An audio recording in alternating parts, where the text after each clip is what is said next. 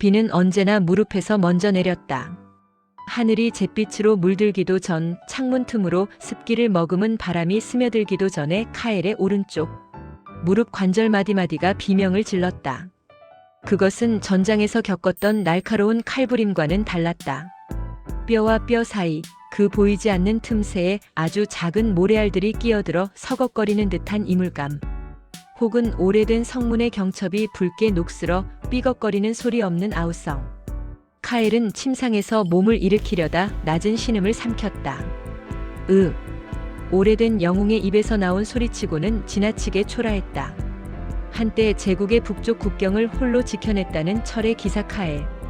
오러오러를 검끝에 맺어 바위를 가르던 그의 육체는 이제 세월이라는 가장 잔인한 적 앞에 무방비로 노출되어 있었다. 그는 떨리는 손으로 침대 옆 협탁을 더듬었다. 차갑게 식은 물 주전자를 들어 올리는 것조차 버거웠다. 손가락 마디마디가 퉁퉁 부어올라 마치 젖은 나무 토막처럼 뻣뻣했다. 이른 아침 잠에서 깬 직후의 관절은 마치 밤새 굳어버린 촛농처럼 움직임을 거부했다. 이것이 늙음인가? 카엘은 자조했다. 전장에서의 죽음은 명예로웠으나 침상 위에서의 투쟁은 구차했다. 그는 천천히, 아주 천천히 주먹을 쥐었다 펴기를 반복했다. 의원 엘라라가 말했던 조조강지 갇힘의 관절이 굳는 현상을 풀어내기 위한 그만의 의식이었다. 겨우 몸을 일으켜 창가로 다가갔을 때 그의 머릿속에서 또 다른 경고음이 울렸다. 웅웅. 마치 거대한 종을 머리에 뒤집어 쓴 채 타종을 듣는 듯한 이명. 뒷목이 뻐근하게 당겨오며 눈앞이 순간적으로 핑 돌았다. 시야의 가장자리가 불길한 붉은색으로 전멸했다가 사라졌다. 심장이 갈비뼈를 부술 듯이 쿵쿵거렸다. 특별히 격한 움직임을 한 것도 아니었다. 그저 일어났을 뿐인데 그의 혈관은 마치 폭우로 불어난 강물처럼 위태롭게 요동치고 있었다. 그는 창틀을 잡고 거칠게 숨을 몰아쉬었다. 후후. 숨을 뱉을 때마다 뜨거운 열기가 식도 언저리에서 맴돌았다. 이것은 외상이 아니었다. 몸 안쪽 핏줄이라는 이름의 좁은 수로를 타고 흐르는 피가 너무 높은 압력으로 혈관 벽을 때리는 현상. 엘라라가 침묵의 헤일 사일런트 타이드이라 명명했던 고혈압의 징후였다.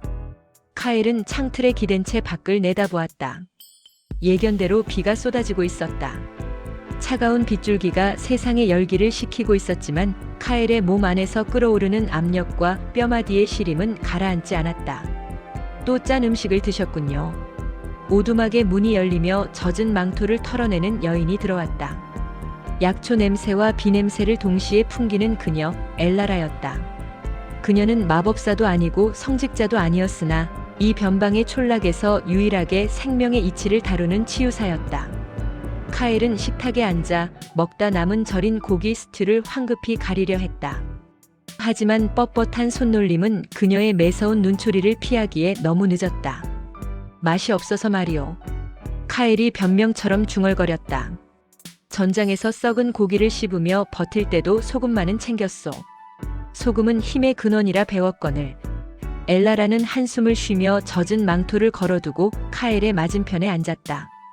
그녀는 마법의 지팡이 대신 가죽으로 만든 띠와 얇은 유리관이 달린 기구를 꺼냈다. 젊은 날의 육체는 불타는 용광로와 같아서 무엇을 넣어도 태워버리지만 지금 기사님의 육체는 낡은 수로와 같습니다. 소금, 그 하얀 독은 수로에 물을 가득 채워 압력을 높입니다. 벽이 터져버릴지도 모른단 말입니다. 그녀는 카엘의 굵은 팔뚝에 가죽띠를 감았다. 팔을 걷으세요. 심장과 같은 높이로. 엘라라가 가죽 주머니를 쥐락펴락하며 공기를 주입하자 카엘의 팔을 감싼 띠가 조여들기 시작했다. 혈관이 눌리는 압박감. 카엘은 그 느낌이 싫었다. 마치 보이지 않는 뱀이 팔을 조여 심장의 박동을 검사하는 기분이었다. 엘라라가 청진기의 차가운 금속면을 팔꿈치 안쪽 혈관 위에 대고 눈을 감았다. 오두막 안에는 빗소리와 엘라라가 쥐고 있는 수은주가 흔들리는 소리만이 감돌았다. 잠시 후 그녀가 띠에 바람을 빼며 미간을 찌푸렸다. 수축기 170에 이완기 100. 위험 수위입니다, 기사님. 숫자는 모르겠고 그저 뒷목이 좀 당길 뿐이요. 그게 바로 신호입니다. 목덜미가 뻣뻣하고 머리가 무겁고 가끔 귀에서 소리가 들리시죠? 혈관이라는 댐이 무너지기 직전에 보내는 비명소리예요. 여기서 더 높아지면 엘라라는 잠시 말을 멈추고 카엘의 눈을 똑바로 응시했다. 그 눈빛에는 연민과 단호함이 공존했다. 검을 쥐기는커녕 다시는 일어설 수 없게 됩니다. 뇌의 혈관이 터지면 영혼이 육체 안에 갇혀버리니까요. 카엘은 시선을 돌려 자신의 무릎을 내려다보았다. 붉게 부어오른 무릎 관절은 비가 올 때마다 욱신거리는 통증을 토해냈다. 혈압이 높으면 심장은 피를 뿜어내느라 과로하게 되고 그 높은 압력은 콩팥과 눈을 망가뜨립니다. 그런데 기사님은 움직이지도 않으시죠. 무릎이 아프다는 핑계로. 걷는 것 자체가 고문이요. 내 무릎 연골은 이미 다 닳아 없어졌소. 뼈와 뼈가 직접 부딪히는 고통을 그대가 아시오? 카엘의 목소리에 날이 섰다. 그것은 영웅의 오만이 아니라 환자의 절규였다. 고혈압과 관절염. 이 두 가지 저주는 서로가 서로를 먹이 삼아 카엘을 갉아먹고 있었다. 무릎이 아파 움직이지 않으니 체중이 늘고 혈관이 좁아져 혈압이 올랐다. 혈압을 낮추기 위해 운동을 하려니 무릎이 비명을 질렀다. 출구 없는 미로. 엘라라는 자리에서 일어나 부엌으로 향했다. 그녀는 카엘이 숨겨두었던 소금 단지를 선반 높은 곳으로 치워버리고 대신 말린 허브와 레몬 껍질을 꺼냈다. 치료는 마법 한 번으로 끝나지 않습니다. 삶을 깎아내는 과정이어야 해요. 그녀는 끓고 있는 냄비에 허브를 집어넣으며 나직하게 말했다. 기사님, 당신이 싸워야 할 전장은 이제 황야가 아닙니다. 바로 이 식탁 위, 그리고 오두막 앞의 평지입니다.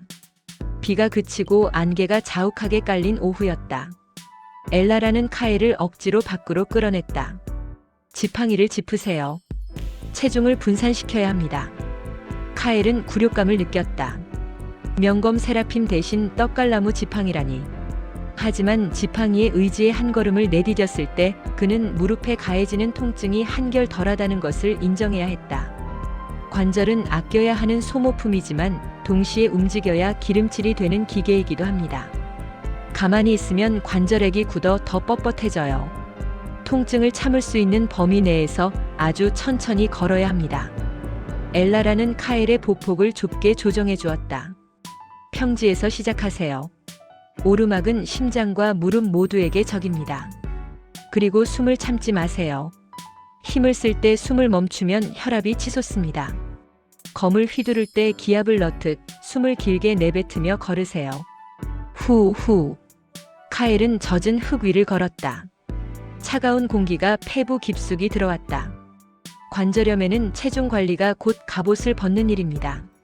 몸무게가 1kg 늘어날 때마다 무릎이 받는 하중은 3kg에서 5kg까지 늘어납니다. 지금 기사님은 20kg짜리 군장을 메고 걷는 것과 같아요. 그 살들을 덜어내야 무릎이 숨을 쉽니다. 엘라라의 설명은 잔인할 정도로 명확했다. 카엘은 자신의 불룩 나온 배를 내려다보았다. 평화는 그에게 안식을 준 것이 아니라 지방이라는 갑옷을 입혀 그를 질식시키고 있었다. 한참을 걷다 보니 다시 뒷목이 뻐근해졌다. 카엘이 멈칫하자 엘라라가 즉시 그의 손목을 잡고 맥을 짚었다. 쉬세요. 무리하면 안 됩니다. 두 사람은 길가에 놓인 벤치에 앉았다. 안개가 걷히며 멀리 바다가 보였다. 파도가 바위에 부딪혀 하얗게 부서지고 있었다. 저 파도를 보세요, 기사님. 엘라라가 바다를 가리켰다. 혈압은 저 파도와 같습니다. 마음이 평온하면 잔잔하게 흐르지만 스트레스와 분노, 추위가 닥치면 해일처럼 일어납니다. 혈관은 추우면 수축합니다. 그래서 겨울철이나 기온차가 심한 환절기에 특히 조심해야 하죠. 아까 아침에 굳이 창문을 열고 찬 바람을 맞으셨더군요. 답답해서 그랬소. 그 답답함 때문에 혈관이 수축해 혈압이 급상승한 겁니다. 몸을 따뜻하게 하세요. 특히 새벽녘에는. 카엘은 말없이 고개를 끄덕였다. 그는 문득 자신의 몸이 거대한 자연의 일부처럼 느껴졌다. 계절에 따라 수축하고 팽창하는 나무, 비가 오면 불어나는 강물, 바람에 깎여나가는 바위. 관절이 아프면 혈압도 오릅니다. 통증 자체가 스트레스니까요. 그래서 통증 조절과 혈압 관리는 같이 가야 합니다. 엘라라는 주머니에서 작은 약병을 꺼냈다. 이것은 진통제가 아닙니다. 그저 혈관을 넓혀주고 관절의 염증을 가라앉히는 버드나무 껍질 추출물과 몇 가지 약초입니다. 하지만 약보다 중요한 건 오늘 당신이 걸었던 이 20분간의 산책과 아까 제가 뺏어버린 소금 단지입니다. 카일은 씁쓸하게 웃었다. 결국 맛없는 삶을 살라는 뜻이군. 아니요. 엘라라가 단호하게 고개를 저었다. 그녀의 눈동자가 저녁 노을을 받아 호박색으로 빛났다. 자극적인 맛 대신 재료 본연의 맛을 느끼는 삶으로 돌아가는 겁니다. 짠맛에 마비되었던 혀가 다시 예민해지면 흙에서 갓 뽑은 당근의 단맛과 빗물을 머금은 시금치의 향을 느낄 수 있게 됩니다. 그것이 진정한 미식이죠. 그리고 그녀는 카엘의 거친 손등 위에 자신의 손을 조심스럽게 얹었다.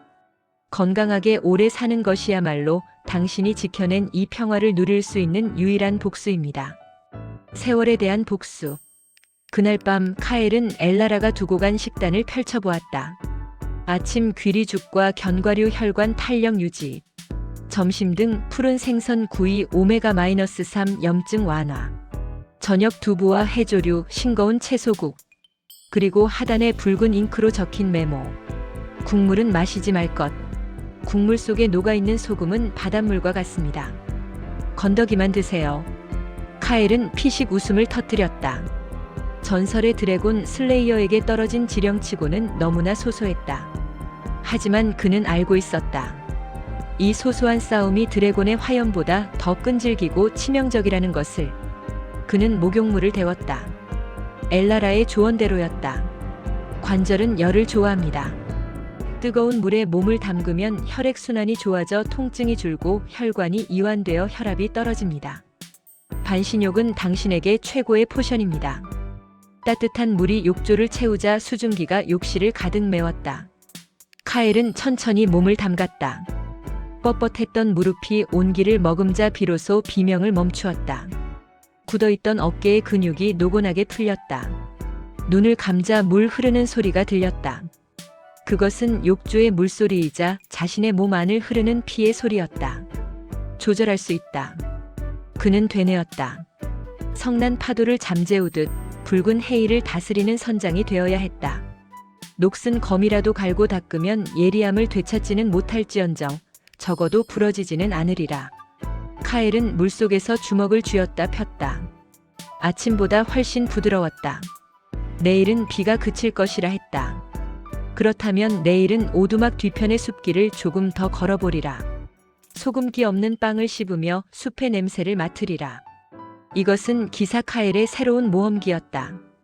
보이지 않는 적 고혈압과 관절염에 맞서 싸우는 고요하고도 처절한 그리고 어쩌면 가장 인간적인 투쟁의 기록.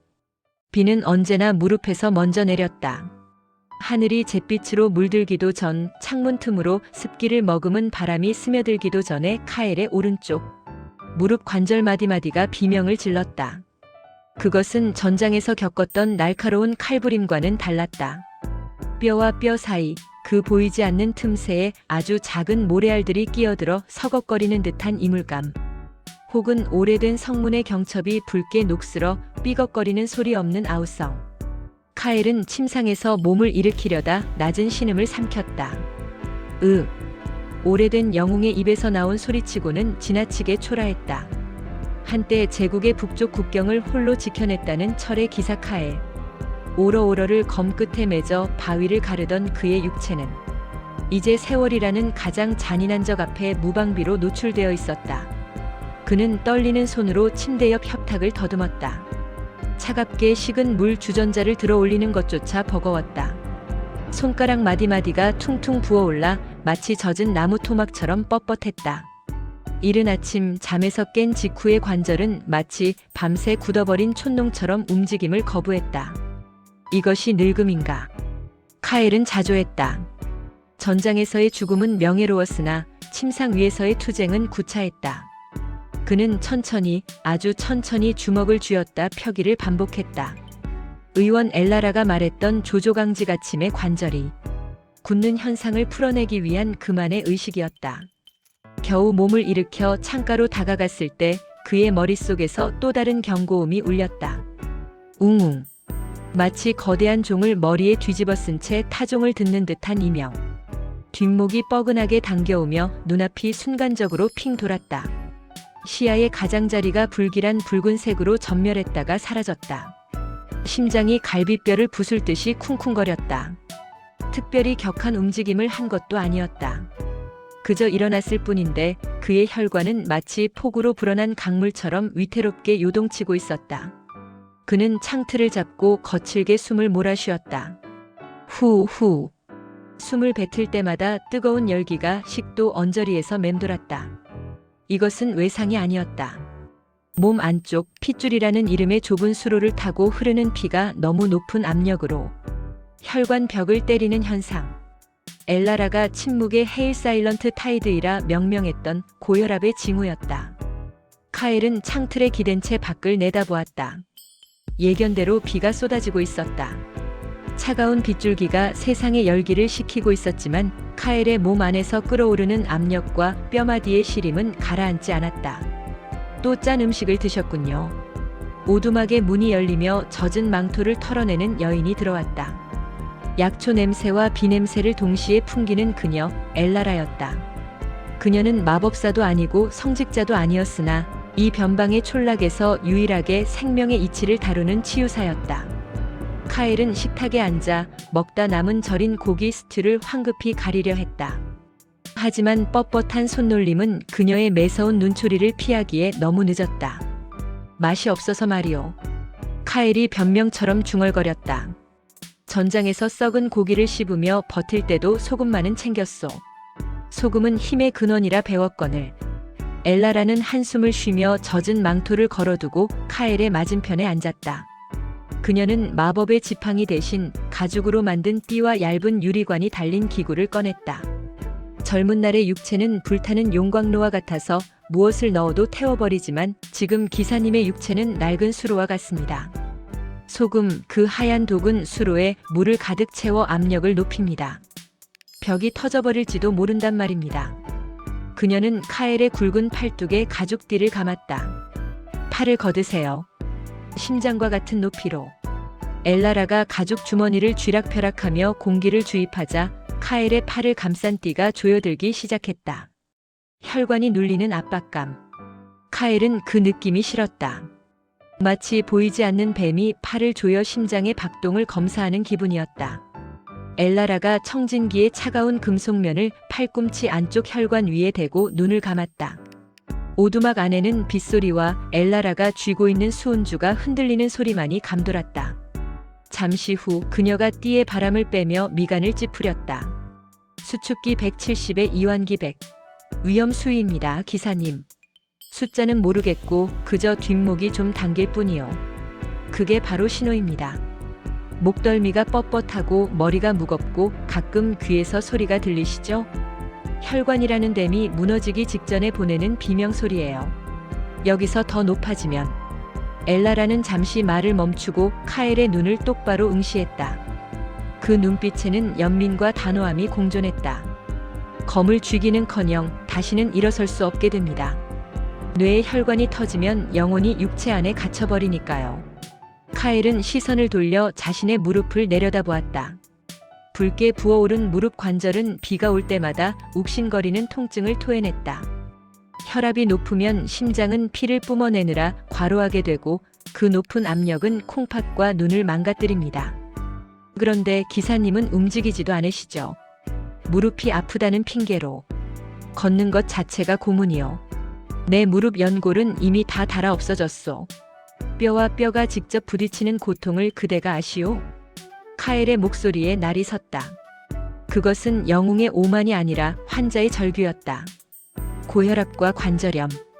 이 두 가지 저주는 서로가 서로를 먹이 삼아 카엘을 갉아먹고 있었다. 무릎이 아파 움직이지 않으니 체중이 늘고 혈관이 좁아져 혈압이 올랐다. 혈압을 낮추기 위해 운동을 하려니 무릎이 비명을 질렀다. 출구 없는 미로. 엘라라는 자리에서 일어나 부엌으로 향했다. 그녀는 카엘이 숨겨두었던 소금 단지를 선반 높은 곳으로 치워버리고 대신 말린 허브와 레몬 껍질을 꺼냈다.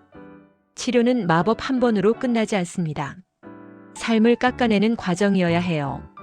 그녀는 끓고 있는 냄비에 허브를 집어넣으며 나직하게 말했다. 기사님, 당신이 싸워야 할 전장은 이제 황야가 아닙니다.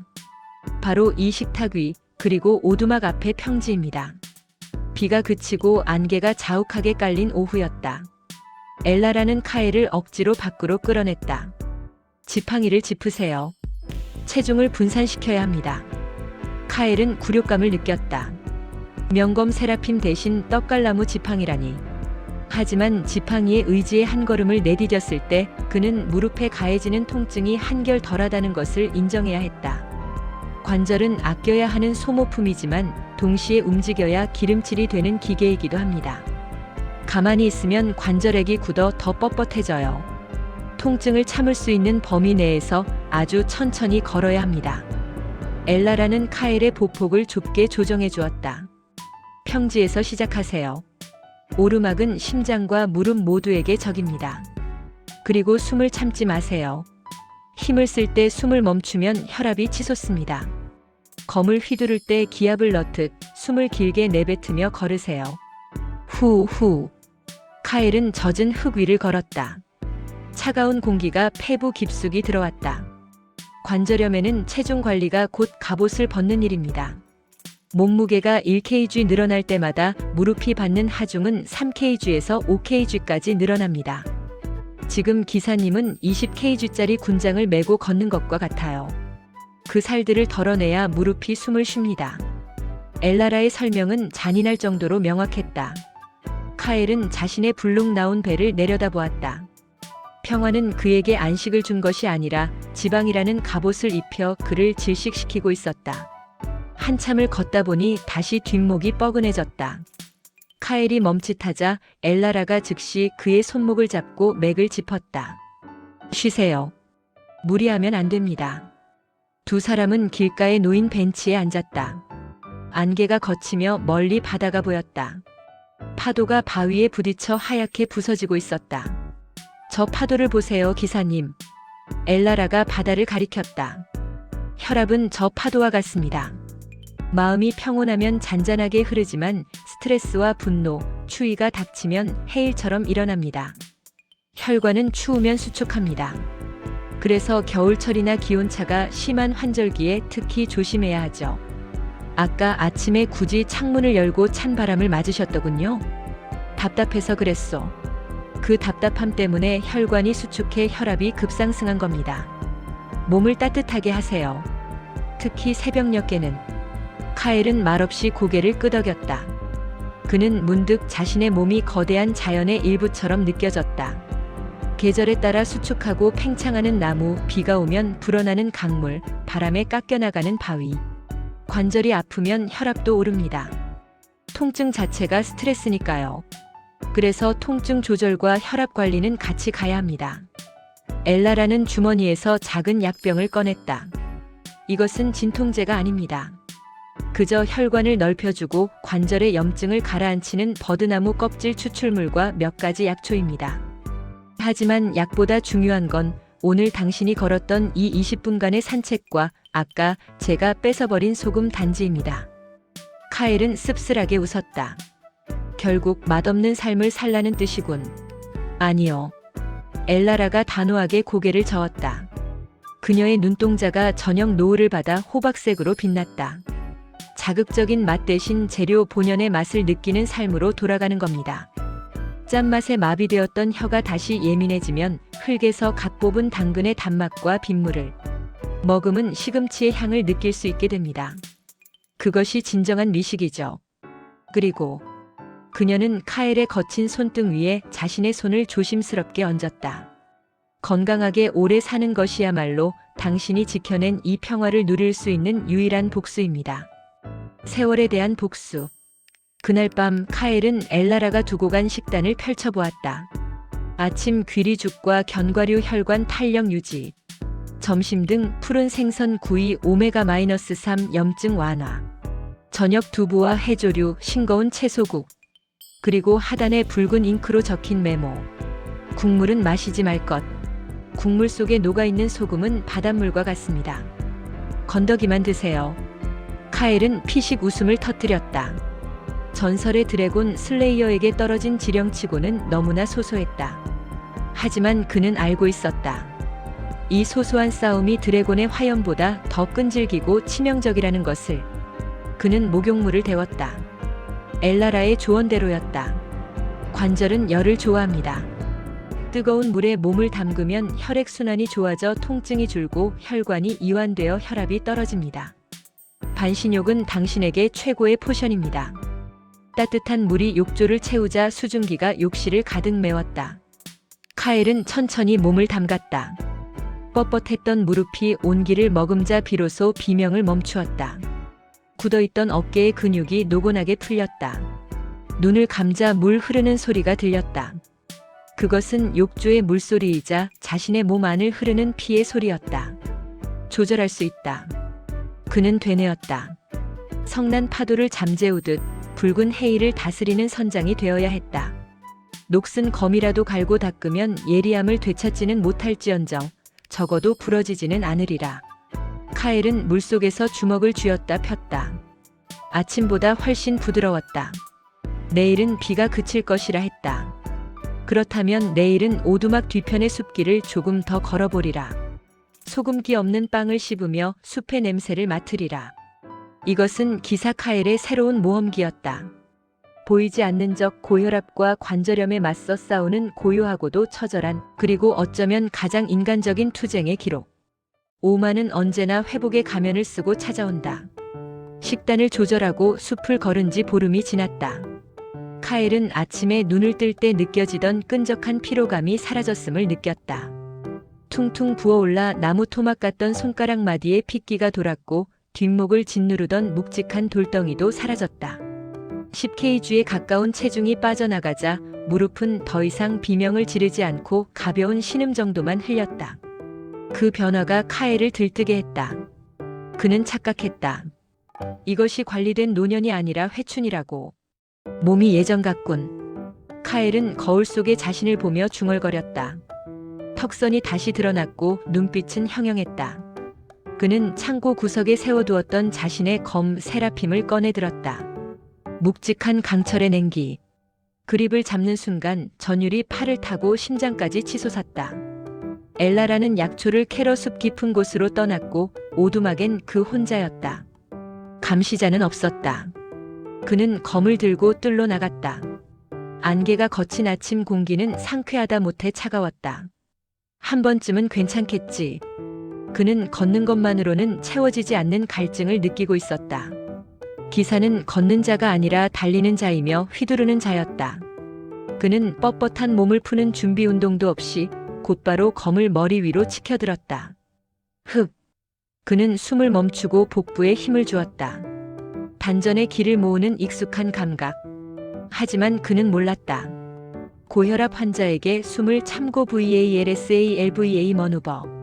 순간적으로 힘을 쓰는 행위가 얼마나 치명적인 독인지를. 붕! 허공을 가르는 파열음. 녹슬지 않은 실력이었다. 쾌감이 척추를 타고 올랐다. 그래, 나는 아직 철의 기사다. 카엘은 흥분에 취해 연속 동작으로 검을 휘둘렀다. 횡배기, 찌르기, 다시 올려배기. 심장이 미친 듯이 박동했다. 그것을 살아있다는 증거로 여겼다. 혈관이라는 낡은 파이프 속으로 피가 폭포수처럼 쏟아져 들어가는 소리를 그는 열정의 소리로 착각했다. 그때였다. 숲 가장자리에서 날카로운 짖는 소리가 들려왔다. 캉! 캉! 그 늙은 늑대였다. 며칠 전 도시락을 나눠 먹었던 그 녀석. 하지만 소리가 다급했다. 카엘은 검을 쥔 채 소리가 난 쪽으로 달려갔다. 평소라면 지팡이를 짚고 천천히 걸었을 비탈길을 그는 단숨에 뛰어내려갔다. 무릎이 시큰거렸지만 아드레날린이 통증을 덮어버렸다. 현장은 처참했다. 늙은 늑대가 3마리의 들개들에게 포위당해 있었다. 굶주린 들개들은 늙고 병든 늑대를 만만한 먹잇감으로 여긴 듯 했다. 늑대의 뒷다리에서는 이미 피가 흐르고 있었다. 이런 잡종들이. 카엘이 고함을 치며 뛰어들었다. 들개들이 그를 향해 이빨을 드러냈다. 카엘은 망설임 없이 검을 내리꽂으려 했다. 전성기 때라면 눈을 깜빡이기도 전에 3마리의 목을 베었을 것이다. 그는 다시 한번 숨을 멈추고 후 전신의 근육을 수축시켜 검에 힘을 실었다. 혈압이 순간적으로 200위로 치솟는 순간이었다. 쾅! 검이 땅을 내리쳤다. 들개 1마리가 꼬리를 말고 도망쳤다. 나머지 2마리도 기세에 눌려 주춤거렸다. 그런데 2번째 검을 들어 올리려는 순간 카엘의 동작이 뚝 멈췄다. 무릎이 아니었다. 가슴이었다. 가슴 한가운데 흉골 안쪽에서부터 끔찍한 압박감이 밀려왔다. 그것은 찔리는 듯한 통증이 아니었다. 마치 뜨겁게 달궈진 거대한 쇠사슬이 심장을 칭칭 감아 조이는 듯한, 혹은 무거운 맷돌이 가슴을 짓누르는 듯한 둔탁하고도 거대한 고통이었다. 숨이 안 쉬어져. 공기는 충분한데 폐로 들어오지 않았다. 식은 땀이 비오듯 쏟아졌다. 통증은 가슴에 머물지 않고 왼쪽 어깨를 타고 팔로, 그리고 턱 밑으로 방사형으로 퍼져나갔다. 협심증 엔자이너 팩터리스. 관상동맥 심장에 피를 공급하는 혈관이 좁아져 있는 상태에서 갑작스러운 격렬한 운동으로 심장이 필요로 하는 산소량을 혈관이 감당하지 못할 때 발생하는 비명이었다. 검이 손에서 미끄러져 흙바닥에 떨어졌다. 철그렁. 그 소리가 아득하게 들렸다. 카엘은 가슴을 움켜쥐고 무릎을 꿇었다. 시야가 하얗게 전멸했다. 들개들이 다시 다가왔다. 늙은 늑대가 절뚝거리는 다리로 카엘의 앞을 막아섰지만 역부족이었다. 이대로 끝인가? 전장이 아니라 고작 똥개들 앞에서?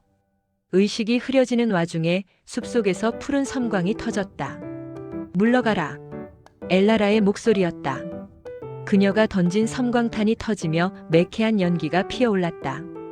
들개들은 비명을 지르며 숲 깊은 곳으로 달아났다. 엘라라가 달려와 카엘을 부축했다. 그녀의 얼굴이 창백했다. 기사님, 제 말 들리세요? 숨을 쉬세요.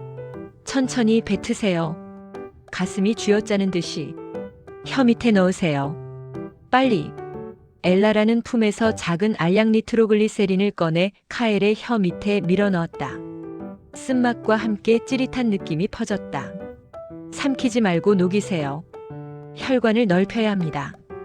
그녀는 카엘을 편안한 자세로 눕히고 넥타이와 옷깃을 풀었다. 몇 분이 지났을까? 쇳덩이가 짓누르던 가슴의 통증이 서서히, 아주 서서히 가라앉기 시작했다. 좁아졌던 관상동맥이 약효로 인해 강제로 확장되면서 피가 다시 돌기 시작한 것이다. 카엘은 가쁜 숨을 몰아쉬며 눈을 떴다.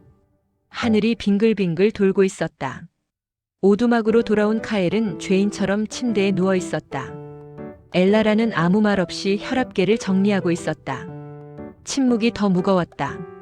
죽는 줄 알았소. 카엘이 먼저 입을 열었다.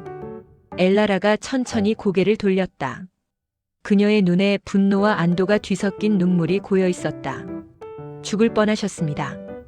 아니, 죽으려고 작정하신 거겠죠. 그녀는 카엘이 떨어뜨렸던 검 세라핌을 벽난로 옆에 거칠게 내려놓았다. 혈압이 안정되고 체중이 좀 빠졌다고 해서 당신의 혈관 나이가 20대로 돌아간 게 아닙니다. 당신의 혈관은 여전히 낡고 탄력을 잃은 상태예요.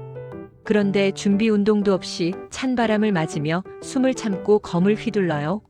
그것도 모자라 전력 질주를 하고. 엘라라는 물 한 잔을 벌컥벌컥 들이켰다. 손이 떨리고 있었다. 심장은 펌프입니다. 평소에 1분에 60번 뛰던 펌프를 갑자기 150번 뛰게 만들면, 그리고 피를 보내는 파이프가 좁아져 있다면 어떻게 될까요? 심장은 산소를 달라고 아우성치는데 피가 오지 않으니 심장 근육이 질식하는 겁니다. 그게 방금 느끼신 통증, 협심증입니다. 늑대가 위험해서. 늑대를 구하려다 당신이 죽으면 무슨 소용입니까? 그리고 그 늑대도 당신처럼 늙어서 뛸 수 없는 처지였어요. 그런데 당신은 왜 젊은 시절처럼 뛸 수 있다고 착각하신 겁니까? 카엘은 입을 다물었다. 반박할 수 없었다. 그것은 명백한 몸의 오만이었다. 마음은 청춘에 머물러 있어 늙어버린 육체의 현실을 부정하고 싶었던 것이다. 엘라라는 의자를 끌어당겨 침대맡에 앉았다. 목소리가 한결 차분해졌다. 기사님, 고혈압 환자에게 운동은 약이지만 갑작스러운 고강도 운동은 독약입니다. 특히 추운 날 새벽은 최악입니다. 혈관이 수축해 있으니까요. 그녀는 카엘의 손을 잡았다. 차가웠던 손이 조금씩 따뜻해지고 있었다. 운동을 하려면 반드시 10분 이상 준비 운동원 마이너스업을 해서 몸의 온도를 높이고 혈관을 서서히 넓혀야 합니다. 그리고 힘을 쓸 때는 숨을 멈추지 말고 내뱉어야 해요. 끙 하고 참는 순간 혈압은 폭발합니다. 카엘은 천장을 바라보았다. 나무 천장의 옹이 구멍이 마치 자신을 비웃는 눈동자처럼 보였다. 내 몸이 시한폭탄 같군. 네, 시한폭탄입니다. 하지만 뇌관을 건드리지 않으면 터지지 않아요. 조심스럽게 다루면 100년도 갑니다. 엘라라는 카엘의 이마에 맺힌 식은 땀을 닦아주었다. 이제 강함의 정의를 바꾸셔야 합니다. 무거운 것을 들고 빨리 달리는 것이 강함이 아닙니다. 자신의 한계를 알고 그 안에서 멈추지 않고 꾸준히 움직이는 것. 오늘 겪은 이 흉통을 잊지 마세요. 심장이 당신에게 보낸 마지막 경고장입니다. 다음 날 아침, 카엘은 검 대신 지팡이를 들고 뜰에 섰다. 검을 휘두르고 싶은 욕망이 꿈틀거렸지만 그는 꾹 눌러 참았다. 대신 엘라라가 가르쳐준 스트레칭을 시작했다. 목을 천천히 돌리고 어깨를 펴고 무릎을 굽혔다 폈다. 아주 천천히 호흡을 뱉으면서 후후 10분 동안 몸을 풀자 몸속에서 미열이 피어올랐다. 그때야 비로소 그는 걷기 시작했다. 뛰지 않았다. 어제와는 다른 겸손한 걸음이었다. 숲 초입에 다다르자 수풀 속에서 늙은 늑대가 머리를 내밀었다. 다리에 붕대가 감겨 있었다. 엘라라가 치료해준 모양이었다. 늑대는 카엘을 보더니 꼬리를 살짝 흔들었다. 너도 살았고 나도 살았구나. 카엘은 쓴웃음을 지었다. 둘 다 늙고 병들었지만 아직 살아있다. 살아있다면 걸어야 한다. 하지만 이제는 안다. 폭풍처럼 몰아치는 것이 아니라 시냇물처럼 끊이지 않고 흐르는 법을. 그는 가슴에 손을 얹어 보았다. 심장이 규칙적으로 뛰고 있었다. 쿵, 쿵, 쿵. 그 소리가 어제와는 다르게 들렸다. 그것은 재촉하는 소리가 아니라 한 걸음씩 나아가라는 격려의 소리였다. 카엘은 다시 한 걸음을 떼었다. 어제보다 조금 더 느리게, 그러나 더 단단하게. 계절이 2번 바뀌었다. 차가운 비가 뼈마디를 쑤시게 하던 겨울이 가고 생명이 움트는 봄을 지나 이제는 녹음이 우거진 초여름이었다. 카엘의 오두막 주변은 달라져 있었다. 잡초가 무성하던 마당은 잘 정돈된 텃밭으로 변했다. 그는 매일 아침 텃밭에서 잡초를 뽑고 저녁에는 숲길을 걸었다. 헐거워진 바지 허리춤을 졸라매야 할 정도로 뱃살이 빠졌고 턱선은 젊은 시절의 날카로움을 되찾았다. 무엇보다 고무적인 것은 침묵이었다. 머릿속을 울리던 이명도, 뒷목을 잡아끌던 뻐근함도, 가슴을 짓누르던 압박감도 사라졌다. 걷을 때마다 삐걱거리던 무릎 관절도 이제는 기름칠이 잘 된 경첩처럼 부드럽게 움직였다. 몸이 가벼워지자 마음 한구석에서 오만한 의심이 싹 텄다. 이제 다 나은 것이 아닐까? 카엘은 식탁 위에 놓인 작은 약병을 노려보았다. 엘라라가 매일 아침 반드시 삼키라고 강요하는 그 하얀 알약. 혈압약이었다. 처음에는 생명줄이라 생각하고 삼켰다. 하지만 지금은 달랐다. 건강해진 것처럼 보이는 그에게 매일 약을 먹는 행위는 자신이 여전히 환자라는 사실을 확인사살하는 굴욕처럼 느껴졌다. 전설의 기사가 고작 손톱만한 알약에 의존해 하루를 연명한다는 사실이 견딜 수 없이 초라했다. 나는 강해졌다. 내 혈관은 다시 튼튼해졌고 내 심장은 안정을 찾았다. 그렇다면 이 족쇄는 이제 필요 없지 않은가? 그날 아침 카엘은 엘라라가 보는 앞에서 약을 입에 넣었다. 그리고 물을 마시는 척하며 혀 밑에 알약을 숨겼다. 엘라라가 등을 돌려 설거지를 시작하자 그는 재빨리 알약을 뱉어 손수건에 감췄다. 그것은 기묘한 해방감을 주었다. 약 없이도 나는 건재하다는 것을 증명하고 싶었다. 첫날은 아무런 변화가 없었다. 둘째 날도 셋째 날도 마찬가지였다. 카엘은 쾌재를 불렀다. 역시 내 판단이 옳았다. 내 몸은 스스로 치유된 것이다. 의원들은 언제나 겁을 주길 좋아하지. 하지만 일주일이 지나자 잊고 있었던 불청객들이 그림자처럼 다시 찾아왔다. 처음엔 사소했다. 밤에 잠이 잘 오지 않았다. 자리에 누우면 심장 소리가 베개를 타고 귓가에 쿵쿵 하고 크게 울렸다. 날이 더워서 그런가. 그 다음엔 짜증이었다. 별것도 아닌 일에 화가 치밀었다. 텃밭에 작물이 늦게 자라는 것도, 늑대가 밥을 늦게 먹는 것도 거슬렸다. 안구 뒤쪽이 뻐근하게 당겨오며 시야가 가끔 흐릿해졌다. 기사님, 얼굴이 붉으십니다. 어디 편찮으신가요? 엘라라가 걱정스럽게 물었을 때 카엘은 버럭 소리를 질렀다. 덥다고 하지 않았소. 이깟 더위에 내가 지칠 것 같소? 엘라라는 놀란 눈으로 그를 바라보았다. 카엘 스스로도 당황했다. 이렇게까지 화낼 일이 아니었다. 자신의 감정이 통제되지 않고 날뛰고 있었다. 마치 끓어오르는 압력솥의 증기가 뚜껑을 들썩이게 하듯. 그날 밤 카엘은 악몽을 꾸었다. 과거 전장의 기억이었다. 붉은 피가 강물처럼 흐르고 적들의 비명이 귓가를 때렸다. 그는 식은땀을 흘리며 깨어났다. 머리가 깨질 듯이 아팠다. 뒷목이 돌덩이처럼 굳어 고개를 돌릴 수 없었다. 눈앞이 번쩍거렸다. 그는 떨리는 손으로 침대 옆 탁자를 더듬어 물을 찾았다. 하지만 손끝의 감각이 둔했다. 와장창. 물병이 바닥으로 떨어져 박살이 났다. 그 소리에 엘라라가 달려들어왔다. 그녀는 촛불을 켜고 카엘의 상태를 살폈다. 붉게 충혈된 눈, 거칠게 몰아쉬는 숨, 터질 듯 팽창한 목의 핏대. 그녀는 말없이 혈압계의 커플을 카엘의 팔에 감았다. 수은주가 무섭게 치솟았다. 210에 130. 엘라라의 목소리가 싸늘하게 가라앉았다. 그녀는 카엘의 눈을 똑바로 응시했다. 약을 끊으셨군요. 카엘은 고개를 돌렸다. 변명하고 싶었지만 터질 듯한 두통 때문에 입을 열 수가 없었다. 기사님, 서랍을 열어보겠습니다. 엘라라는 카엘이 알약을 숨겨두었던 서랍장을 열었다.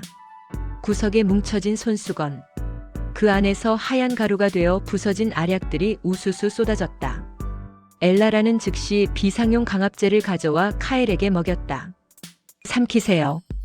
이번엔 뱉지 마시고요. 약효가 돌고 혈압이 서서히 떨어지자 지옥 같던 두통이 조금씩 물러갔다. 카엘은 침대 헤드에 몸을 기댄 채 깊은 한숨을 내쉬었다.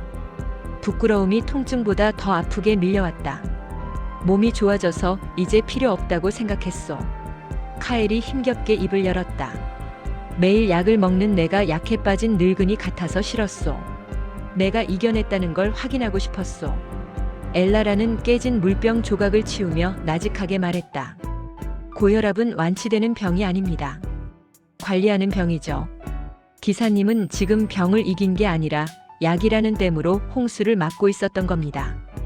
댐이 튼튼해 보인다고 해서 댐을 허물면 어떻게 됩니까? 물은 기다렸다는 듯이 마을을 덮칩니다. 그녀는 빗자루를 내려놓고 의자에 앉았다. 많은 환자들이 기사님처럼 착각합니다. 증상이 없으면 병이 없다고 믿죠.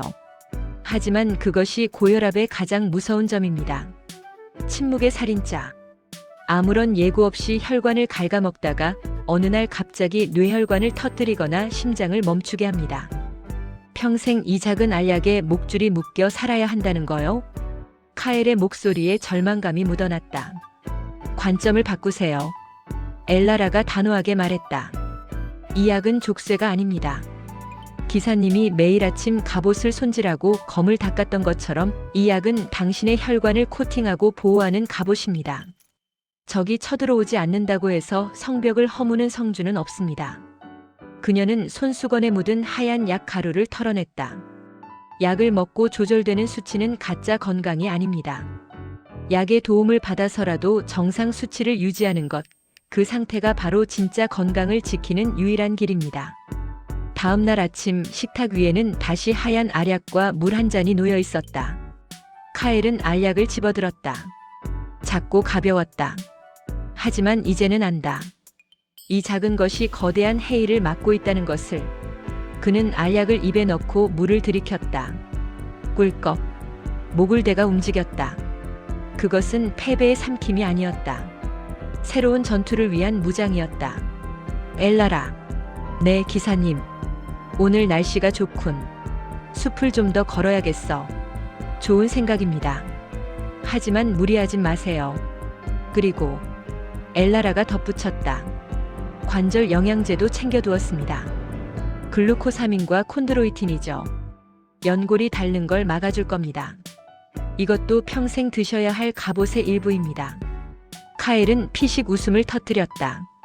갑옷이 너무 많군. 무거워서 걷지도 못하겠어. 걱정 마세요. 당신의 다리는 이제 충분히 튼튼하니까요. 카엘은 지팡이를 집어들었다. 오두막 문을 열자 눈부신 햇살이 쏟아져 들어왔다. 그는 걸었다. 약을 먹는다는 것은 약함의 증거가 아니라 살아가겠다는 의지의 표현임을 되새기며 그의 뒷모습은 여전히 늙고 조금은 구부정했지만 더 이상 위태롭지 않았다. 그는 자신의 병을 인정했고 받아들였으며 그것과 함께 걸어가기로 했기 때문이다. 세월은 강물처럼 흘러 카엘의 머리카락은 이제 완연한 백발이 되었다. 하지만 그의 등은 꼿꼿했다. 한때 지팡이의 의지에 겨우 걸음을 떼던 그는 이제 지팡이 없이도 숲길을 걷고 오두막 앞에 텃밭을 일구었다. 마을에는 기이한 소문이 돌았다. 숲속 오두막에 은거하는 전설의 기사가 불로불사의 비기를 전수한다는 소문이었다. 그 소문을 듣고 혈기왕성한 젊은 기사들과 용병들이 숲을 찾아오곤 했다. 오늘도 한 무리의 청년들이 오두막 마당을 서성이고 있었다. 그들은 번쩍이는 갑옷을 입고 거만한 표정으로 카엘을 기다렸다. 저 노인이 그 철의 기사라고. 검은커녕 호미도 무거워 보이는데. 그들 중 가장 체격이 좋은 붉은 망토를 두른 청년이 비웃듯 말했다. 그의 얼굴은 술과 고기로 인해 붉게 상기되어 있었고 숨 쉴 때마다 거친 소리가 났다. 카엘은 텃밭에서 당근을 뽑다 말고 허리를 폈다. 그의 눈빛은 깊고 고요했다. 폭풍이 지나간 뒤의 바다처럼. 비기를 배우러 왔는가? 카엘의 목소리는 낮았지만 숲의 공기를 울리는 힘이 있었다. 청년이 앞으로 나서며 검을 뽑아들었다. 그렇습니다. 당신이 전성기 때 바위를 갈랐다는 그 검술, 뇌신의 일격을 보여주시오. 내 검으로 받아내 보겠소. 카엘은 흙 묻은 손을 털며 천천히 청년에게 다가갔다. 그리고 청년의 코앞에서 멈췄다. 청년은 움찔했다. 노인의 몸에서 뿜어져 나오는 기세는 살기가 아니었다. 그것은 거대한 산과 같은 압도적인 안정감이었다. 자네 숨소리가 거칠군. 카엘이 툭 던졌다. 뒷목이 뻣뻣하고 아침마다 눈이 붓지 않나? 검을 휘두를 때마다 머리가 핑 돌 텐데. 청년의 눈이 커졌다. 정곡이었다. 그걸 어떻게 해? 자네의 혈관은 지금 비명을 지르고 있네. 붉은 얼굴, 굵어진 목, 불규칙한 호흡. 자네는 적과 싸우기도 전에 자네 몸 안의 피와 싸우고 있어. 카엘은 청년의 검을 손가락으로 가볍게 밀어냈다. 검술은 적을 죽이는 기술이다. 하지만 진정한 강함은 나를 살리는 기술에서 나온다. 자네처럼 몸을 혹사시키며 얻은 무력은 결국 자네를 가장 먼저 쓰러뜨릴 독이 될 걸세. 카엘은 뒤편에 서 있던 다른 청년들을 향해 손짓했다. 진짜 비기를 배우고 싶다면 검을 내려놓아라. 그리고 나를 따라해라. 카엘은 텃밭의 빈터에 섰다. 그리고 아주 천천히 물 흐르듯 팔을 움직이기 시작했다. 그것은 검술이라기보다 춤에 가까웠다. 무릎을 부드럽게 굽히고 호흡을 길게 내뱉으며 손끝으로 허공의 기류를 타는 동작. 무릎은 발끝을 넘지 않게. 허리는 곧게 펴고. 숨은 멈추지 말고 길게 뱉어라. 내 몸 안의 강물이 막힘없이 흐르게 하라. 청년들은 어리둥절해하면서도 홀린 듯 카엘을 따라했다. 처음엔 시시해 보였던 동작들이 막상 따라하려니 땀이 흐르고 허벅지가 떨려왔다. 그것은 겉근육이 아닌 속근육을 그리고 인내심을 요하는 수련이었다. 강한 것은 부러진다. 하지만 유연한 것은 부러지지 않고 휘어진다. 너희의 혈관도 관절도 그리고 마음도 그래야 한다. 해가 뉘엿뉘엿 질 무렵 청년들은 모두 돌아갔다. 그들의 표정은 올 때와는 사뭇 달랐다. 손에는 검 대신 카엘이 나눠준 저염식 식단표와 스트레칭 그림이 들려 있었다. 엘라라가 찻잔 2개를 들고 마루로 나왔다. 이제는 의원 노릇까지 하시네요. 그녀가 미소 지으며 차를 건넸다. 소금기 없는 맹물 같은 그러나 은은한 향이 감도는 허브차였다. 그저 안타까워서 말이오. 나처럼 무지하게 몸을 망가뜨리는 꼴을 두고 볼 수가 없더군. 카엘은 차를 한 모금 마셨다. 따뜻한 온기가 식도와 위장을 타고 부드럽게 퍼졌다. 엘라라, 나는 평생을 싸움터에서 보냈소. 전장에서는 살아남는 자가 승자였지. 하지만 이제야 깨닫소. 진정한 승리는 전장에 있는 것이 아니라 바로 이 일상 속에 있다는 것을. 그는 자신의 무릎을 쓰다듬었다. 오늘 아침 비가 왔음에도 무릎이 아프지 않았소. 혈압도 120에 80, 아주 완벽했지. 이건 내가 수만 명의 적을 베었을 때보다 더 큰 승리감이요. 엘라라는 카엘의 옆에 앉아 함께 노을을 바라보았다. 당신은 이제 철의 기사가 아닙니다. 그럼 뭐란 말이오? 이빨 빠진 늑대? 아니요. 엘라라가 고개를 저었다. 당신은 흐르는 강물의 기사입니다. 굳지 않고 막히지 않고 언제나 유유히 흐르는 생명 그 자체죠. 카엘은 소리내어 웃었다. 호탕한 웃음소리가 숲을 울렸다. 예전처럼 가슴이 조여오거나 뒷목이 당기지 않았다. 그저 맑고 시원한 웃음이었다. 그는 알고 있었다. 이 평화가 거저 얻어진 것이 아님을. 매일 맛없는 음식을 씹어 삼키고 귀찮은 운동을 반복하고 작은 알약을 잊지 않고 챙기는 그 지루하고 고단한 성실함이 쌓여 만든 기적임을. 어둠이 내리고 숲이 잠들 시간. 카엘은 자리에서 일어났다. 내일은 읍내에 나가볼까 하오. 싱싱한 토마토가 나왔다더군. 혈압에 좋다지. 네, 같이 가시죠. 가는 길에 약도 좀 더 지어와야겠네요. 두 사람은 오두막 안으로 들어갔다. 창문 너머로 따뜻한 불빛이 새어나왔다. 그 불빛은 화려하진 않으나 비바람에도 쉽게 꺼지지 않을 만큼 은은하고 끈기 있게 타오르고 있었다. 녹슬어가던 검은 이제 칼집 안에서 편안히 잠들었다. 하지만 기사 카엘의 싸움은, 아니 그의 삶은 이제야 비로소 가장 빛나는 전성기를 맞이하고 있었다. 그것은 건강이라는 이름의 가장 위대한 서사시였다.